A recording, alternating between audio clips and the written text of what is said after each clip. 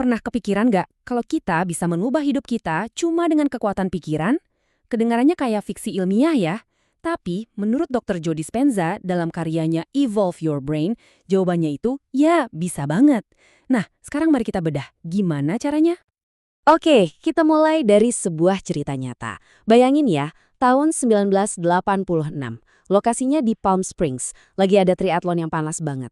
Dr. Joe Dispenza lagi ngebut di sepedanya, fokus penuh, tiba-tiba dari samping sebuah SUV merah nabrak dia gitu aja.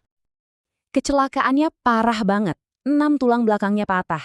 Dan dokter bedah ortopedi paling top di California Selatan waktu itu ngasih dia diagnosis yang ya bikin lemes.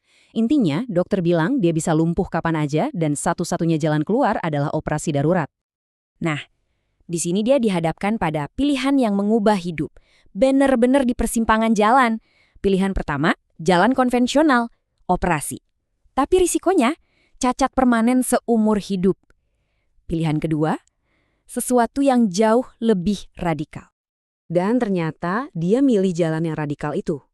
Dia percaya sama satu prinsip dasar, bahwa di dalam tubuh kita, ini ada kecerdasan bawaan yang luar biasa, yang sebenarnya bisa nyembuhin dirinya sendiri. Kuncinya, yaitu tadi, kita cuma perlu minggir dan biarkan kecerdasan itu bekerja. Keputusan nekat ini bukan sekedar keyakinan buta loh. Ada dasarnya. Semua ini berakar pada sebuah konsep ilmiah yang benar-benar revolusioner. Intinya adalah otak kita itu bisa berubah. Konsep ini namanya neuroplastisitas. Gampangnya gini, otak kita itu bukan kayak batu yang udah jadi dan nggak bisa diubah. Justru sebaliknya, otak kita itu lebih mirip tanah liat, lentur, hidup, dan bisa kita bentuk ulang terus-menerus sepanjang hidup kita. Oke, seberapa kuat sih pikiran kita?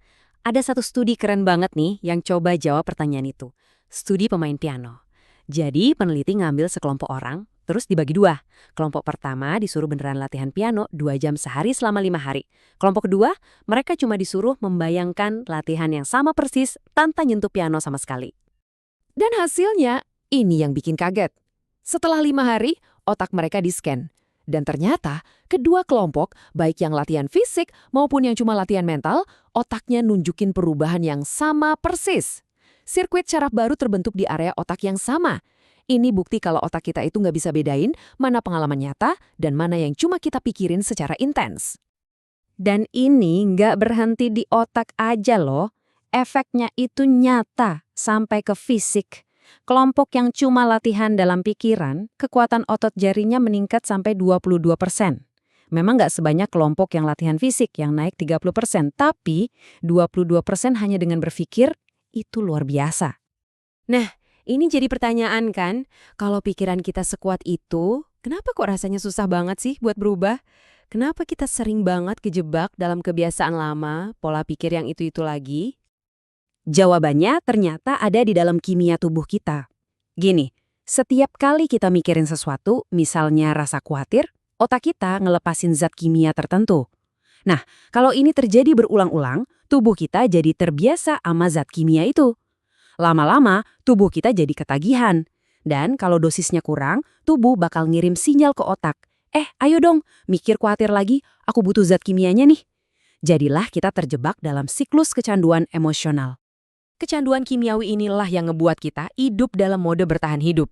Kita jadi reaktif, terus-terusan merespons apa yang terjadi di luar sana. Stres, cemas, marah. Padahal potensi terbesar kita itu ada di mode kreasi, di mana bukan tubuh yang ngendaliin pikiran, tapi sebaliknya, pikiran kita yang mendikte dan menciptakan realitas kita. Oke, pertanyaannya sekarang, gimana caranya kita keluar dari siklus ini? Gimana caranya kita ambil alih kemudi? Ternyata, alatnya itu udah ada di dalam kepala kita semua. Kenalin, ini dia CEO dari otak Anda, lobus frontal. Ini bagian otak yang paling modern, yang tugasnya itu jadi bos. Dia bisa ngatur bagian-bagian otak yang lain. Dia yang bikin kita bisa fokus, punya niat, dan yang paling penting, dia bisa bikin pikiran kita tentang masa depan jadi terasa lebih nyata daripada kenangan masa lalu. Nah, Dr. Dispenza pakai CEO otaknya ini buat ngejalanin program penyembuhan yang super disiplin. Setiap hari, 3 kali sehari, dia secara mental membangun ulang tulang belakangnya satu persatu. Dia juga memvisualisasikan gimana rasanya sembuh total, sampai benar-benar merasakan kegembiraannya. Ditambah lagi dengan diet ketat untuk fokusin energi tubuhnya buat penyembuhan. Dan hasilnya? Luar biasa. Cuma dalam waktu 10 minggu, dengan fokus yang intens, dia bisa berdiri lagi. Sembuh total. Tanpa operasi sama sekali.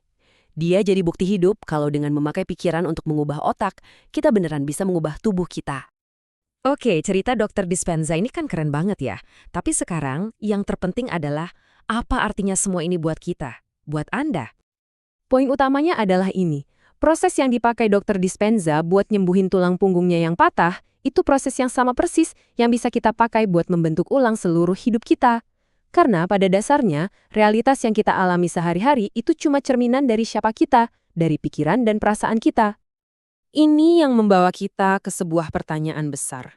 Kalau cuma dengan berpikir kita bisa mengubah otak dan bahkan menyembuhkan tubuh, coba bayangkan, apalagi yang bisa kita ubah. Jadi, pertanyaan terakhir ini bukan buat saya, tapi buat Anda. Realitas baru seperti apa yang akan Anda ciptakan dengan kekuatan pikiran Anda? Terima kasih sudah menyimak pemaparan ini.